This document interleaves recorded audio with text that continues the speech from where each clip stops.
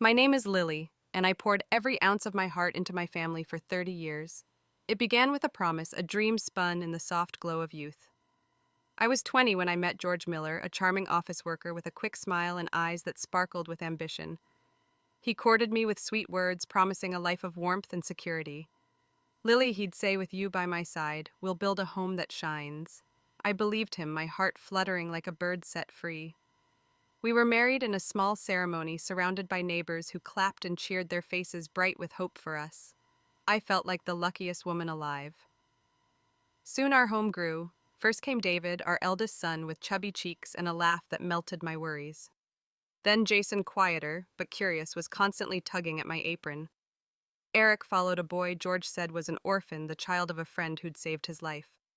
I took him in without question, cradling him as my own. Finally, Samantha, my soft, sweet daughter, arrived, her tiny hands wrapping around my finger like a vow. I loved them all fiercely, each one a piece of my soul. My days are filled with their giggles, their scraped knees, and their dreams whispered over dinner. I wanted a united family, a haven where love would never fade. To make that dream real, I worked tirelessly. I ran a street stall by day, selling soft, fluffy buns that drew crowds from across the neighborhood. The scent of dough and steam became my signature, my hands calloused but steady. By night, I cooked cleaned and mended clothes, ensuring George and the children never wanted for anything. I scrimped and saved, pouring every cent into their futures. I bought David a car when he started work, and I'm proud of his first job. For Jason, I paid for a house when he married, imagining his children playing in its yard. Samantha's school fees came before my needs, and her bright eyes were my reward. Even Eric, with his shy smiles, got my devotion, as I believed he was mine to raise. George, too, had my loyalty. He was no laborer. His office job demanded polish, not sweat. Lily, he'd say, adjusting his tie, a man needs money for appearances. You handle the house, I'll handle the world. I nodded, trusting his words. My vendor earnings kept us afloat, while his salary, he claimed, went to work dinners and colleagues. I never questioned it, even when he came home late, smelling of whiskey and excuses. I thought love meant sacrifice, meant believing in the man I'd vowed to stand by. My neighbors, like Mrs. Chen, saw my toil. Lily, you're a saint, she'd say, handing me a bowl of soup. I'd smile, brushing off her praise, but inside I glowed. This was my purpose, to build a home that shone. Yet as the years passed, my body began to betray me. My back ached from long hours at the stall, and my hands trembled, kneading dough. The children grew, and their needs swelled: weddings, grandchildren, tuition. I kept going, driven by love, but cracks appeared. George grew distant, his charm replaced by sharp words. Once clingy, the children rolled their eyes when I asked for help. Still, I pushed on, believing effort would hold us together. Then at 60, disaster struck. I broke my leg, fetching my grandson from school, the pain searing through me like a warning. Unable to work, I became a burden. My family, the ones I'd lived for, turned cold. David snapped, Mom, we're busy. Samantha ignored my calls. Jason and his wife Emily whispered about the old hag. Eric, my adopted son, looked at me with disdain. They shuffled me to a freezing rental room, claiming it was temporary. They promised that we'll take turns caring for you, but their visits dwindled. A few steamed buns were all they left, barely enough to keep me alive. On New Year's Eve, hunger gnawed at my bones, alone in that icy room. My breath grew shallow, my vision dim. I thought of my life, the buns I'd sold, the meals I'd cooked, the love I'd given. Had it all been for nothing? Regret choked me. I'd trusted too unquestioningly, loved too deeply. As my heart stuttered, I whispered a desperate prayer to the universe. If only I could live again, I'd make things right. Tears froze on my cheeks as the world faded to black, my dream of a shining home crumbling into dust. In the icy darkness of that rented room, as my life slipped away, I lay curled on a thin mattress, the cold biting into my bones. My stomach growled empty, save for the stale crumbs of a steamed bun. The world was fading, but my mind clung to the wreckage of my life. 30 years of love poured into a family that had cast me aside. I'd given everything to George, my husband, and our 4 children, David, Jason, Eric, and Samantha. I'd worked my hands raw at my bun stall, cooked their meals, mended their clothes, and dreamed of a warm home. Yet here I was, abandoned, starving, and broken. My leg shattered from that fall, fetching my grandson throbbed, a cruel reminder of my frailty. Why had they turned on me? The question burned unanswered as my breath grew faint. Then a shadow moved in the dim light. A woman's silhouette loomed over me, her perfume sharp and unfamiliar. It was Linda Carter, a name I'd heard only in passing a colleague George mentioned with a casual shrug. Her face became focused, her lips curling into a smug grin that sent a chill down my spine. Lily purred. "You poor thing," her voice dripping with mockery. "You should thank me for telling you the truth before you die. At least you won't go ignorant." I blinked, my vision blurry, her words slicing through the fog. "Truth." I croaked, my voice barely a whisper. She leaned closer, her eyes glinting with cruel delight. "George has loved me for 30 years. Every cent of his salary, every single penny went to me. You slaved away while he built a life with me." My heart stuttered, the weight of her words crushing me. 30 years. The late nights, the excuses, the money he never brought home. It wasn't for work dinners or colleagues. It was for her. My mind reeled, replaying moments I'd dismissed: George's polished suits, his guarded smiles, the way he'd slip out after dinner. I'd trusted him, believed love meant sacrifice. But it was a lie. Linda wasn't done. She straightened, her voice sharp as a blade. "And Eric, that boy you raised as your own, he's mine. George lied about the orphan story. I let you mother him, and you did it so well." She laughed, a sound that echoed like shattering glass. "Eric, my quiet, shy boy, the one I'd rocked to sleep, bandaged his knees, cheered at his school plays. Not an orphan, not mine, but hers." The betrayal cut deeper than I thought possible. As if summoned, Eric stepped into the room, his face twisted with disgust. "Just die already, you stinking hag!" He spat, his words a dagger to my soul. I'd loved him like my own, poured my heart into him, and now he stood beside his birth mother, hating me. Tears stung my eyes, but I couldn't look away. My family, my life, it was all a sham. David, Jason, Samantha. They'd abandoned me too, leaving me to rot while they lived off my sacrifices. Regret flooded me, bitter and suffocating. I'd been blind, stupid, trusting the wrong people. I'd failed to see the truth and could not protect myself. My chest tightened, each breath a struggle. I hated George for his deceit, Linda for her cruelty, and Eric for his betrayal. But most of all, I hated myself. I'd let love blind me, let duty chain me. My soul screamed a raw, primal agony that wanted to tear the world apart. Why didn't I fight? Why didn't I live for myself? The room grew darker, the cold seeping into my heart. But as despair threatened to swallow me, a warmth flickered, faint but undeniable. A soft light pulsed in the corner of my vision like a star breaking through a storm.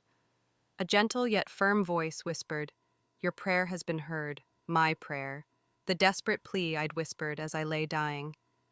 If only I could live again, I'd make things right.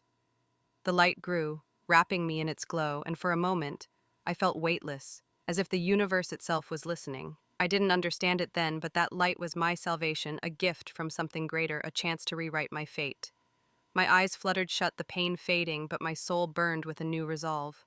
I wouldn't die ignorant. I wouldn't die broken. The truth had shattered me, but it also set me free. As the world slipped away, I clung to that light, to the promise of a second chance. I'd been betrayed, but I wouldn't let it define me, not anymore. I jolted awake, my body burning with fever sweat, soaking the thin blanket tangled around me. My heart pounded as if trying to break free from my chest. The room was dim, familiar, suffocating, our old house with its creaking floorboards and faded curtains. George Miller's voice roared sharp and venomous. "Lily, get up! You're making us late!" His rough hands yanked the blanket off the cold air, stinging my skin. I blinked, disoriented, my mind a storm of memories. Wasn't I dead, starved, frozen, betrayed in that wretched rental room? Linda's smug grin, Eric's cruel words, the warm light that promised salvation, they flooded back vivid and raw.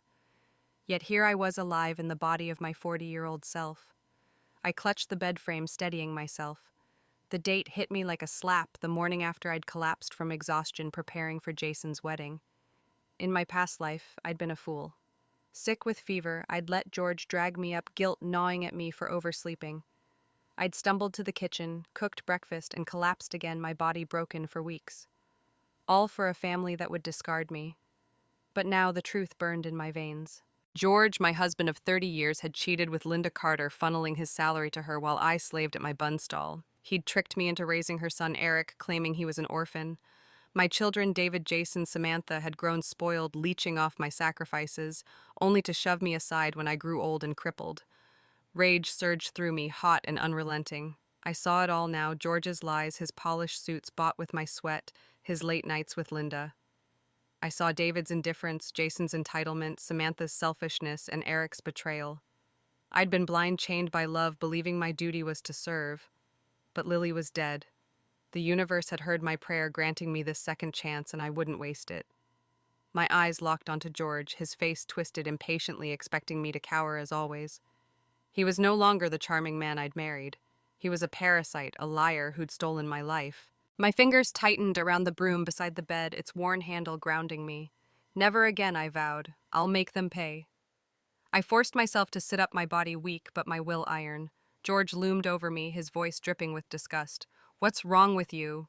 Get to the kitchen." In my past life, I'd apologized, begged forgiveness for being human. Now I met his gaze, my voice low but steady. "I'm sick, George. You expect me to cook while I'm burning up?" His eyes widened, unused to defiance. For 30 years, I'd been soft, gentle, the perfect wife who never questioned. But the truth had shattered that illusion.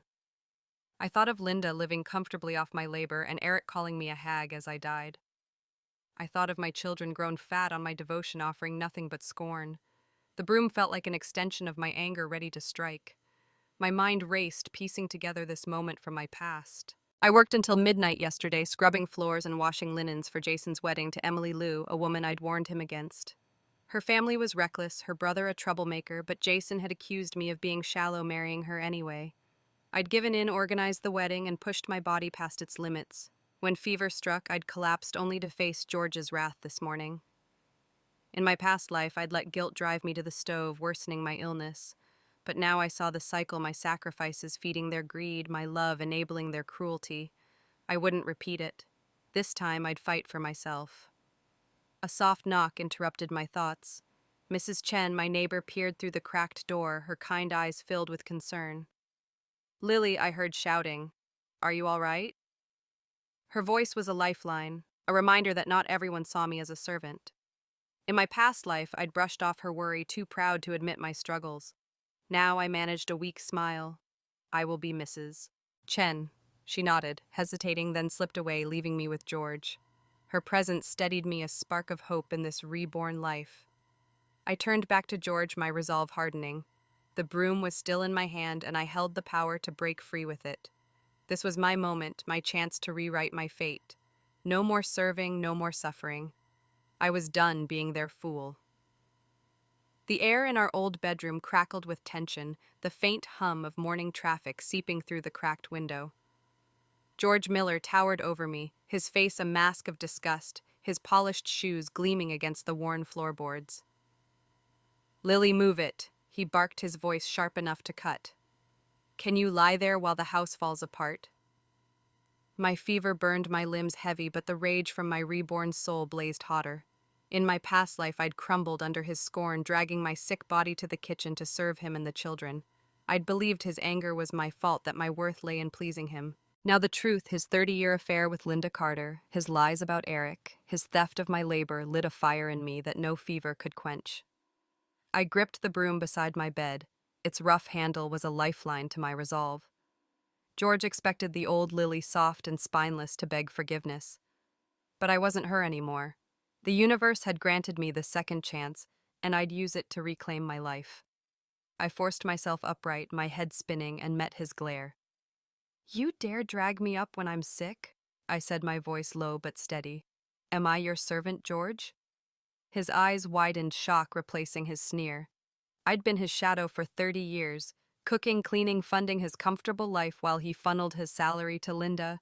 He'd never seen me fight back. "What's gotten into you?" he sputtered.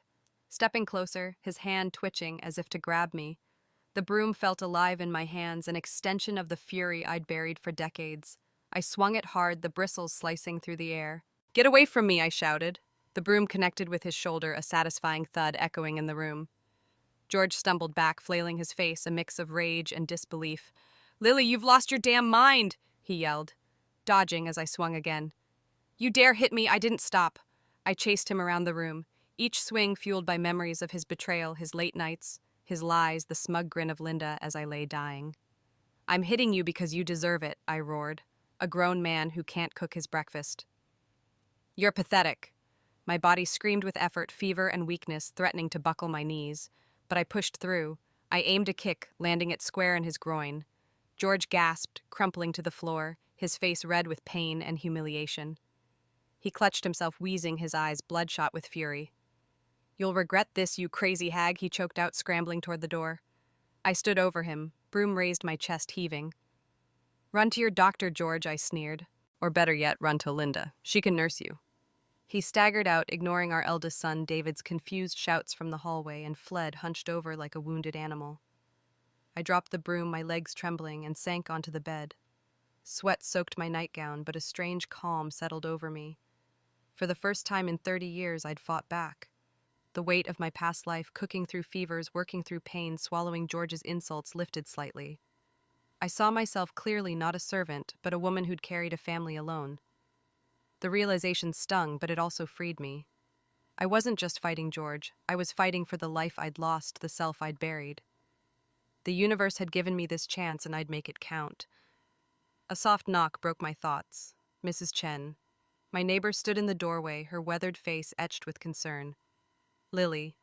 I heard the commotion, she said, her voice gentle. "Are you okay?" I'd waved off her kindness in my past life, too ashamed to admit my struggles. Now her presence was a balm. "I'm trying to be," I said, managing a shaky smile. She stepped closer, her eyes searching mine.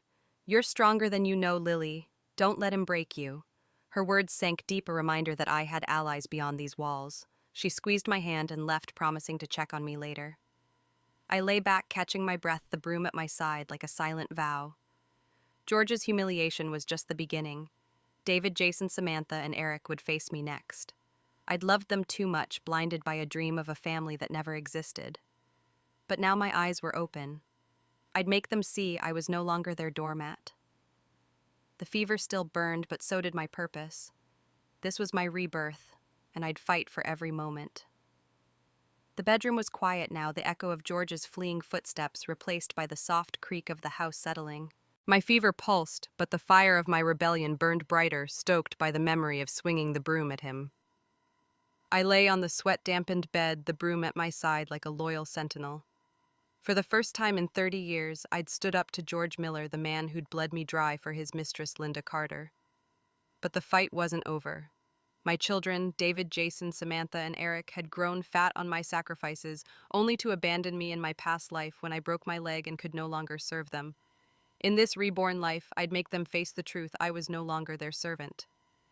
The door slammed open, and David, my eldest son, stormed in, his face a scowl of entitlement. "Mom, why's there no breakfast? Joanne's starving," he snapped, as if my fever were a personal affront.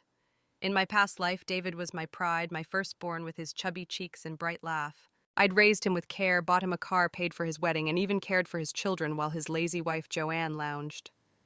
But when I grew old and crippled, he'd turned cold, leaving me to starve in that freezing rental room. "Can you be more understanding?" he'd said over the phone, his voice sharp with annoyance, while his son sneered about my disabled grandma. Seeing his familiar scowl, my heart ached, not with love, but with the sting of betrayal. I sat up, ignoring the dizziness, and fixed him with a steady gaze.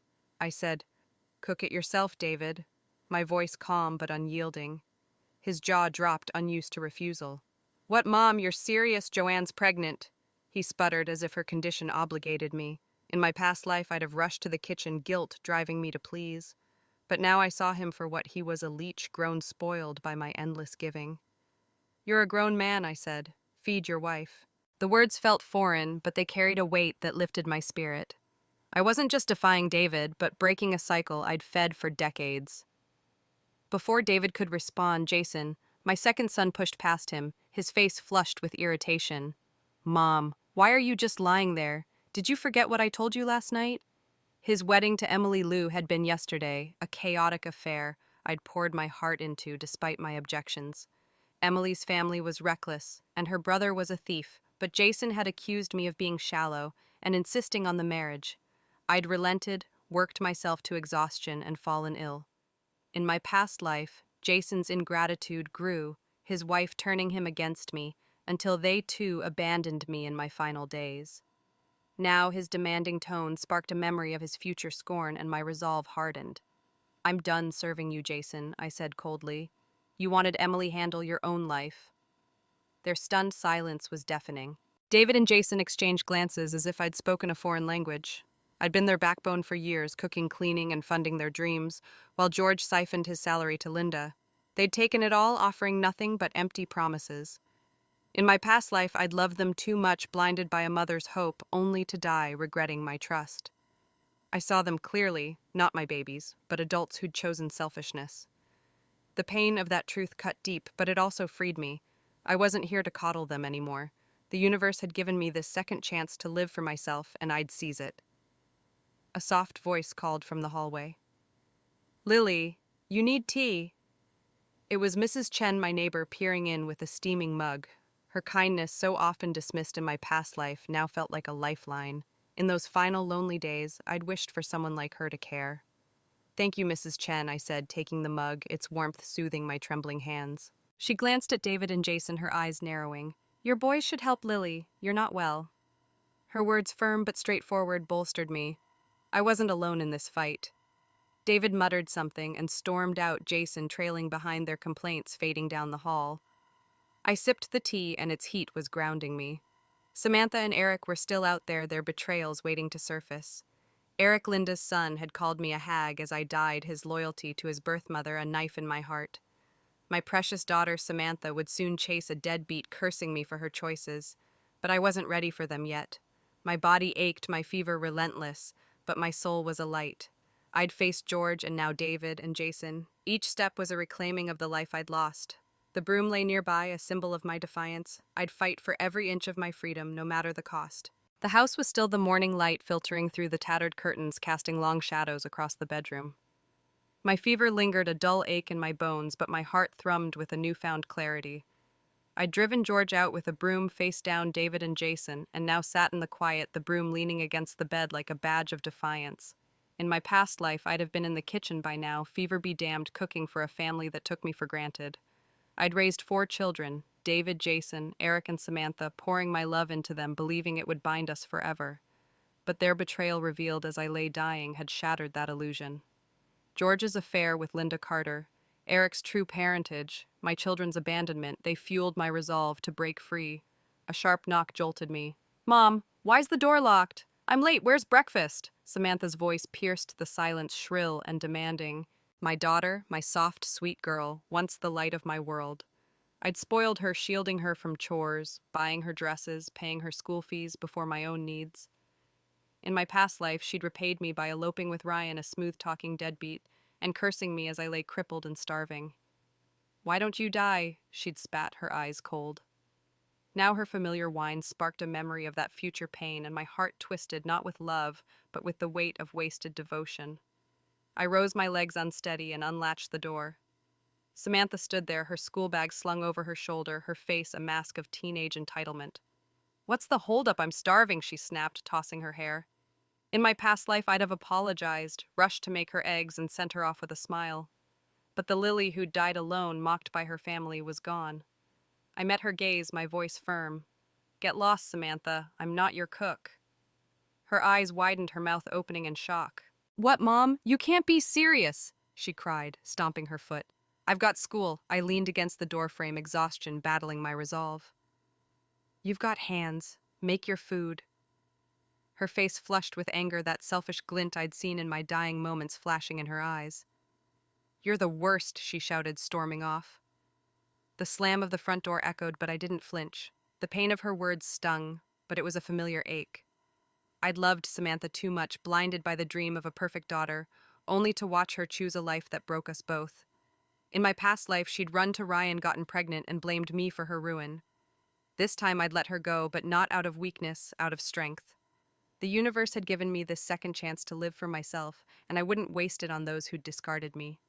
I shuffled to the kitchen, my body weak but my spirit alive. In a dusty cabinet, I found the peach crisps I'd saved for years, too reluctant to eat them myself, always offering them to the children. I opened the tin, the sweet aroma hitting me like a memory of simpler days. I paired a crisp with a glass of cool water, savoring each bite. The flavor burst on my tongue, a small act of rebellion against a life spent giving. No wonder they loved these, I murmured, a smile tugging at my lips. This was mine now, my time, my joy. I'd cooked for them, starved for them, died for them no more. A gentle tap at the back door broke my reverie. Mrs. Chen stood there, holding a bowl of steaming soup, her eyes warm with concern. "Lily, you're pale as a ghost," she said, stepping inside. "You need this." I'd brushed off her kindness in my past life, too proud to admit I was drowning. Now her presence felt like a gift. I took the bowl, the warmth seeping into my hands. "Thank you, Mrs. Chen," I said, my voice thick. She sat across from me, her gaze steady. "You've carried this family too long, Lily. It's time you lived for yourself." Her words sank deep, echoing my resolve. She wasn't just a neighbor. She was a mirror reflecting the strength I was only beginning to see. I sipped the soup, its heat easing my fever, and glanced at the kitchen clock. The others would return soon, demanding dinner, expecting me to serve. But I had other plans. Ignoring the pile of dishes, I chopped chives and rolled dough, making dumplings just for myself. The act felt sacred, a reclaiming of my labor. Eric, Linda's son, was still out there, his betrayal a shadow waiting to emerge. I'd face him soon, but I focused on this moment for now. Each dumpling was a step toward freedom, a promise to the woman I'd forgotten. Mrs. Chen smiled, nodding approval. "That's it, Lily," she said. "You're waking up." I was, and I'd never go back to sleep. The kitchen smelled of chives and dough, my dumplings steaming on the stove, a meal for me alone. My fever had eased, but my heart raced with the weight of what I'd done. I'd driven George out with a broom, told David and Jason to fend for themselves, and silenced Samantha's whining. In my past life, I'd have been scrubbing dishes, ignoring my hunger to feed them. But now, reborn with the truth of their betrayal, George's affair with Linda Carter, Eric's true parentage, my children's abandonment, I was done being their servant. The universe had given me this second chance, and I was ready to fight for it. George's voice broke the quiet, heavy with mockery, as he stormed back into the house. "What's this, Lily Dumplings? Can you play nice after hitting me?" His face, less swollen, now twisted with smugness, assuming my cooking was an apology. I'd have groveled in my past life, desperate to keep peace. Now I gripped the fire poker by the stove, its cold iron steadying my trembling hands. Before I could speak, David, Jason, and Eric piled in their voices, a chorus of complaints. "Mom, I'm starving," David said, eyeing the dumplings. Jason chimed in. "You never liked dumplings, so what's the deal, Eric?" Linda's son smirked. "What kind of mother eats while her kids go hungry?" Their words stung, but not like before. I saw them for what they were, leeches fattened by my sacrifices. Then Joanne, David's wife, swept in, her voice sugary venom. "David, if I don't eat, your precious grandson won't either. I'll head to the hospital if this keeps up." In my past life, her threats had sent me scrambling to please. I saw her greed, laziness, and hoarding of snacks while I slaved. My chest tightened, not with guilt, but with a cold, aching clarity. These weren't my babies anymore. They were strangers who'd left me to die in that freezing room, mocking my pain. I raised the fire poker. Its weight is a promise. "Enough," I shouted, my voice echoing through the house. George lunged, his hand raised to strike, but I swung the poker, catching his arm with a crack. He screamed, staggering back, his face pale with shock. "You lived off me for years," I roared, chasing him toward the door. "You never brought a cent home, you shameless freeloader." The neighbors, drawn by the noise, peered through the windows, their gasps fueling me. I turned to the others, swinging wildly. "You dare call me selfish. Where's your father's money gone?" To Linda Carter. That's where David and Jason froze, their eyes flickering with doubt, but Eric stepped forward, shielding George. "Stop it, Mom. You're embarrassing us." His defense of George confirmed what I'd feared. He knew the truth about his birth mother. I swung at Eric, the poker grazing his shoulder. "You of all people defend him," I spat, my voice raw. "You called me a hag as I died Eric. You're no son of mine." His face paled, but he didn't back down, his loyalty to Linda clear. David and Jason hesitated, murmuring, "Dad, is it true?" George's silence was answer enough. I drove them out, George and Eric tumbling into the street, blood on George's lip. "I'm divorcing you," he yelled, spitting on the ground. I stood in the doorway, poker raised. "Good. Bring back every cent you stole, or I'll beat you again." The neighbors whispered, their eyes wide, but I didn't care. In my past life, I'd hidden my pain to save face. Now I'd scream the truth for all to hear. Exhausted, I sank to the floor, the poker clattering beside me. My body ached, but my soul felt lighter. I'd been a fool loving a family that betrayed me, George with his mistress, Eric with his cruelty, my children with their greed. But this fight wasn't just for me. It was for the woman I'd forgotten, the one who'd died alone. Mrs. Chen pushed through the crowd, kneeling beside me. "Lily, you're shaking," she said, her voice soft but firm. "You did what you had to." She handed me a cloth to wipe my face, her presence a reminder that I wasn't alone. "They'll talk, but you're free now," she added. I nodded, tears burning my eyes, not from sadness, but from the weight of my rebirth. I'd shamed George publicly, and the children would face me next. This was my life now, and I'd fight for every moment. The morning sun glared through the window, illuminating the chaos I'd unleashed. My hands still tingled from gripping the fire poker, and the memory of George and Eric tumbling into the street was vivid. I'd driven them out along with David and Jason's complaints and silenced Samantha's whining. My fever had broken, leaving me weary but resolute. In my past life, I'd hidden my family's dysfunction, swallowing pain to maintain the illusion of a happy home. But now, reborn with the truth, George's 30-year affair with Linda Carter, Eric's true parentage, my children's betrayal, I refused to stay silent. The universe had given me this second chance, and I'd use it to tear down the lies. I donned my worn vendor clothes, the faded apron starkly contrasting with George's polished office suits.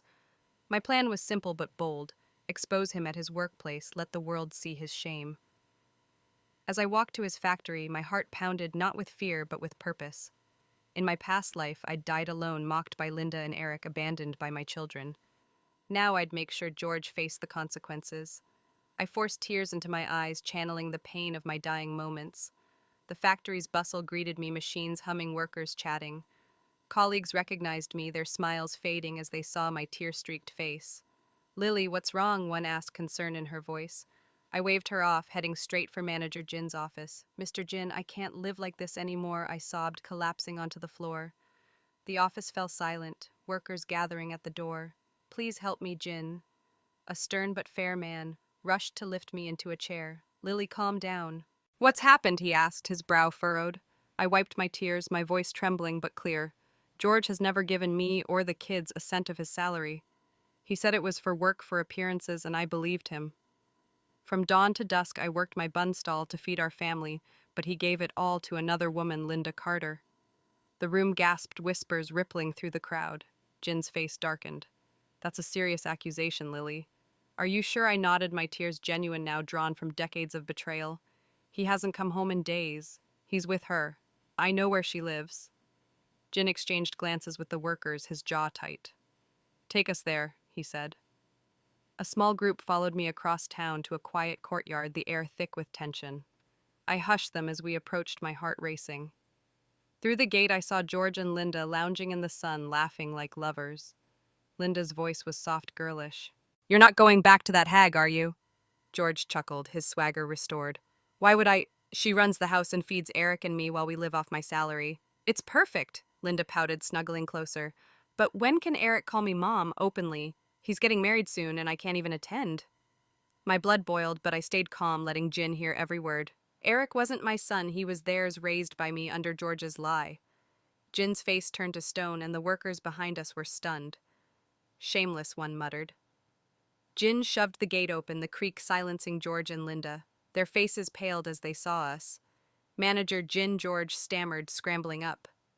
"What are you doing here?" Jin's voice was ice. "I could ask you the same, George. This is how you repay Lily's years of work." George's eyes darted to me, rage flashing. "You vicious woman! You brought them here." I stood tall, unflinching. "You brought this on yourself, George." The workers erupted, their voices sharp with disgust. "Keeping a mistress. Making Lily raise your son, you're scum." Linda shrank back, her dream of replacing me ruined. She'd wanted a divorce, but not like this, branded a homewrecker. Jin turned to me, his voice soft. "Lily, we'll handle this. You've suffered enough." I nodded, tears of relief mixing with triumph. I'd exposed the truth, and it felt like breathing for the first time. As we returned, Mrs. Chen caught up, having heard the gossip. She hugged me tightly. "You're stronger than you know, Lily," she said, her eyes shining. I'd died without allies in my past life, but now her support anchored me. I thought of Eric defending George, his loyalty to Linda a fresh wound. He'd face his reckoning soon. For now I've won this battle. George's shame was public and my path to freedom was clear. I'd fight for every step no matter who stood in my way. The factory's uproar still echoed in my mind as I walked home, the divorce papers in my hand, feeling like a key to freedom. George's affair with Linda Carter, exposed before his colleagues, had stripped him bare. Manager Jin's ruling was swift. George, who'd contributed nothing to our household for 30 years, left with nothing, ordered to pay me 2/3 of his salary monthly. In my past life, I died alone, mocked by Linda and Eric, abandoned by David, Jason, and Samantha. Now reborn with the universe's gift, I'd shamed George publicly and was ready to face my children. They'd grown entitled, leeching off my bunstall's earnings, only to cast me aside when I broke my leg. Today, I'd end that cycle. I entered our old house, the air heavy with the scent of yesterday's dumplings. My fever was gone, replaced by a steely resolve. I called a family meeting, my voice calm but firm. Get everyone, now. David and Joanne arrived first, followed by Jason and Emily, their faces sullen. Samantha dragged her feet, her eyes flashing with defiance. Eric was absent, likely with Linda, and his loyalty to his birth mother was a fresh wound. I'd catered to their every whim in my past life, believing love meant sacrifice. Now I saw them clearly, strangers who'd betrayed me. I sat at the head of the table, the fire poker nearby, a silent reminder of my strength. Two things I began, my gaze sweeping over them. First, I've divorced George. He's given his salary to Linda Carter, Eric's birth mother. The room erupted. Divorced Joanne shrieked, clutching her belly. Who gets divorced at your age? It's shameful. David nodded, his face red. Mom, how could you? What about us? This isn't very comfortable. Samantha stomped her foot. How am I supposed to find a boyfriend now? Their outrage was predictable, a mirror of their future scorn. In my past life, Samantha's mention of dating had led to her eloping with Ryan, a deadbeat who'd ruin her. She'd cursed me, saying I wasn't her mother. Now her selfish glint chilled me, but I stayed calm. It's not shameful when you curse me, but it is when I stop being your doormat. I asked, my voice cutting. Their silence was heavy, but I pressed on. Second, I'm done supporting you. This house is mine, left by my parents. If you want to stay, pay $50 a month in rent. Samantha, you're in school, so no rent, but you'll do all the housework, Jason exploded. Rent? That's outrageous. You're trying to kill us, Emily wailed, throwing herself on the floor. This is fraud, divorce, Jason. Your family is heartless. David's eyes narrowed. Mom, you're young. Keep your bun stall. Why talk about retirement? I raised the fire poker, letting it thud on the table. Your children carry your father's name, not mine, I said. If anyone owes you, it's George, and you're unreliable, so I'm saving for my future. The room fell silent, their faces a mix of shock and shame. In my past life, I'd begged David for help, only to hear him dismiss me. Jason had ignored me, and Emily was sowing discord. Samantha had run off, blaming me for her choices. Eric, Linda's son, had called me a hag as I died. Now a letter from him sat unopened in my pocket, his scrawled plea for forgiveness. I'd burned it without reading his betrayal too deep. I pulled out a list, my voice steady.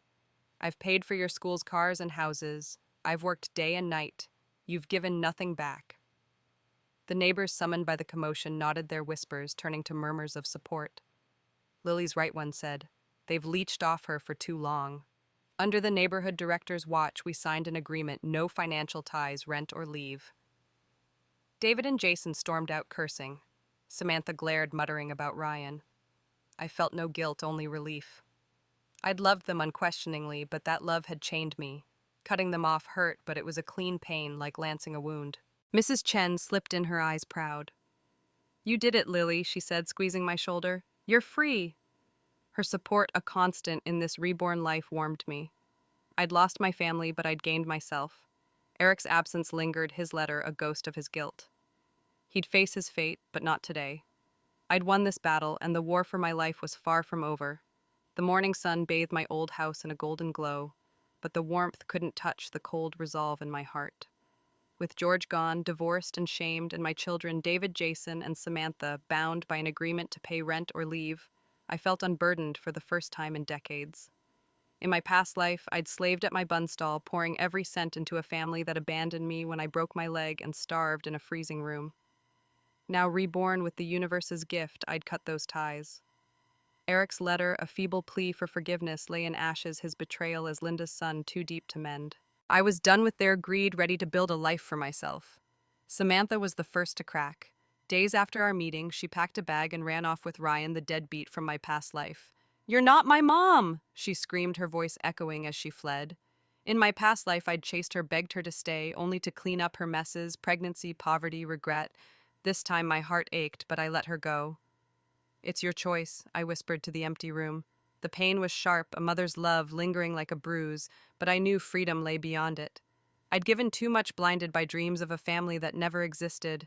Now I'd live for myself. I turned my bun stall into a mission. With Mrs. Chen's help, I rented a small shop, its windows bright with promise. Her recipes, spicy noodles, sesame cakes, drew crowds, and her laughter filled the quiet moments. She said, "You're a natural, Lily, kneading dough beside me."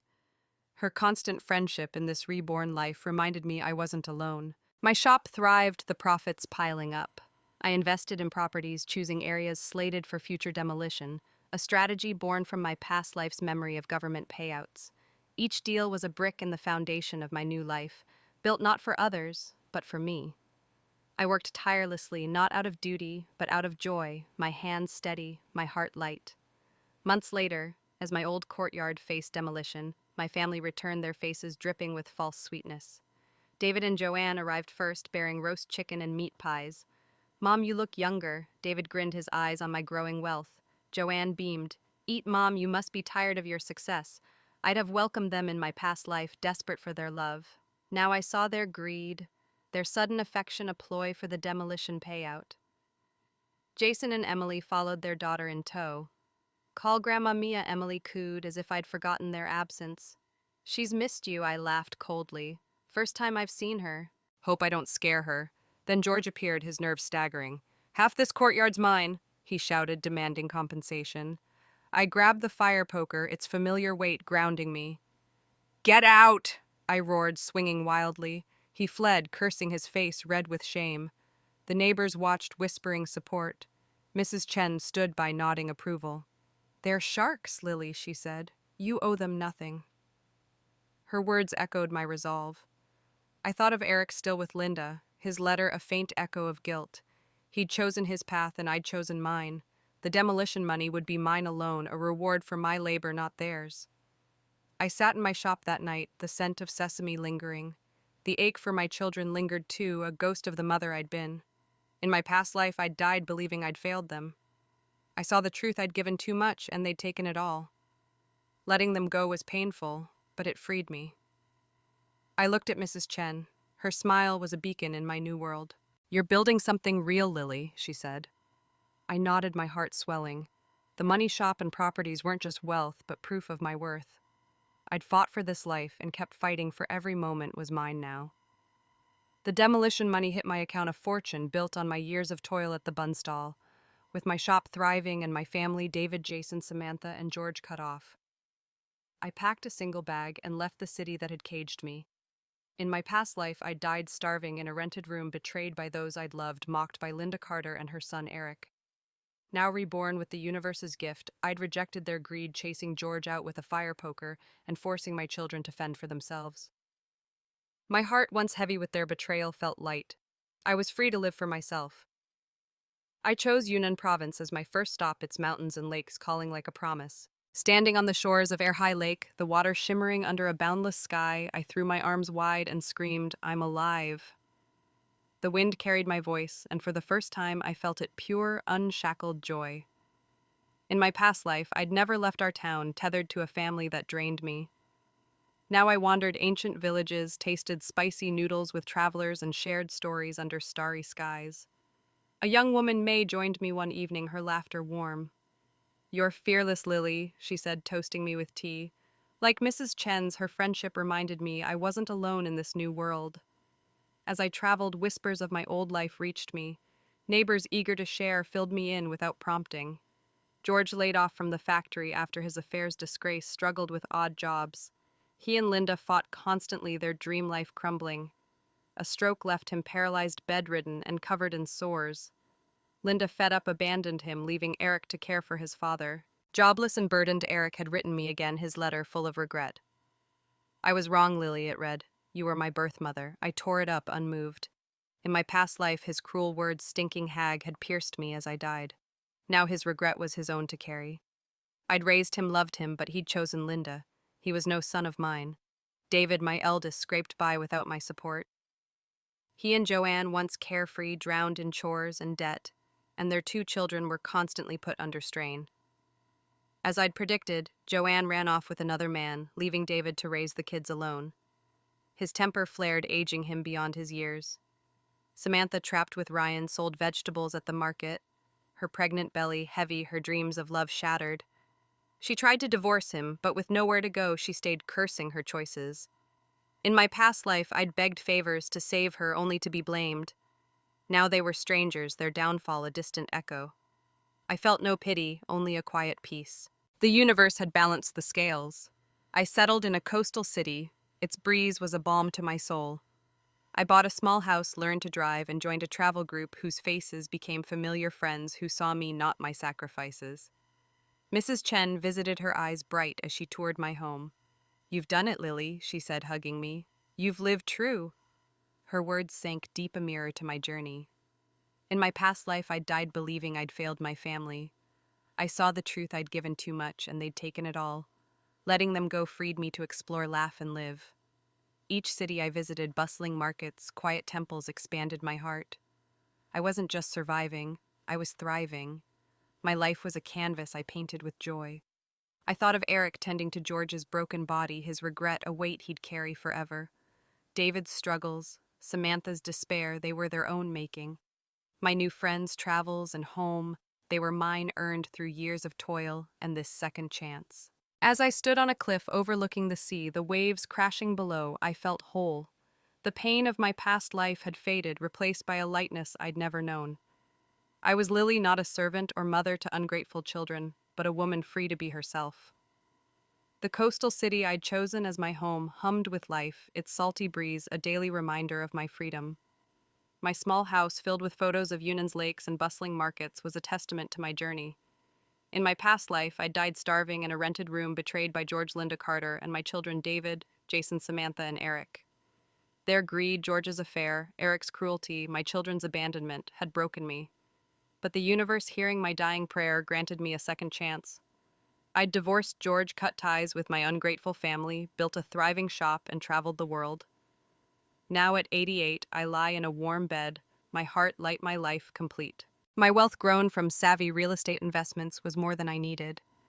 The demolition payouts and shop profits had funded my travels, but they also opened a new path. I donated to build schools in rural villages, their classrooms buzzing with children's laughter. I sponsored orphanages, sending books and clothes. Each package was a small repayment for my second chance. I wasn't seeking fame. I wanted to give back, to honor the life I'd reclaimed. Letters from children I'd helped lined my walls, their words. "Thank you, Aunt Lily," warming me more than any wealth. In my past life, I'd given everything to a family that discarded me. Now my gifts lifted others, and that felt right. Mrs. Chen visited often, and her laughter was a constant in my new world. Over tea, she'd marvel at my journey. "You've lived true, Lily," she said, her eyes bright with pride.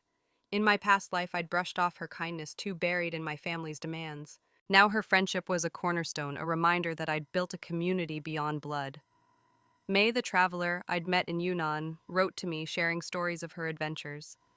Their voices, alongside those of my travel group, filled my days with connection. I'd learned to drive, zipping through the city in a little car, each trip a celebration of my independence. The world, once a distant dream, was mine to explore. I thought of my old family, their fates sealed by their choices. George, paralyzed and abandoned by Linda, had died alone, his charm reduced to ashes. Burdened with his care, Eric had sent one final letter begging to see me. He wrote that I was wrong to choose her, his words heavy with regret. I didn't respond. In my past life, his cruelty, stinking hag, had haunted my final moments. I'd raised him, loved him, but he'd chosen Linda. His regret was his own, a shadow I no longer carried. David looked older than I, worn down by single parenthood after Joanne's betrayal. Samantha, trapped with Ryan, sold vegetables, and her dreams were lost to her stubborn choices. They were strangers now, their lives a distant echo. I felt no anger, only peace. The universe had delivered justice. My health held firm, my body defying the years. The pain of my past life, hunger, cold betrayal, had faded, replaced by a quiet joy. I'd seen temples in Thailand, Moroccan markets, and Peruvian mountains. Each journey expanded my heart, teaching me to live unapologetically. I'd been a servant in my past life, chained by love. I was Lily, a woman who'd fought for herself and won. I smiled as I lay in bed, surrounded by photos and letters. The children I'd helped, the friends I'd made, the life I'd built, they were my legacy. My mind was clear, my heart at peace. I had no regrets, no words left unsaid. I closed my eyes, the warmth of the bed enveloping me. The universe had answered my prayer, giving me a life I'd never dreamed possible. I'd lived for myself, loved myself, and left a mark that mattered. As my breath slowed, I felt no fear, only gratitude. I got it right, I whispered, my voice soft in the quiet room. The world faded gently, and I slipped away, my heart full, my life well lived.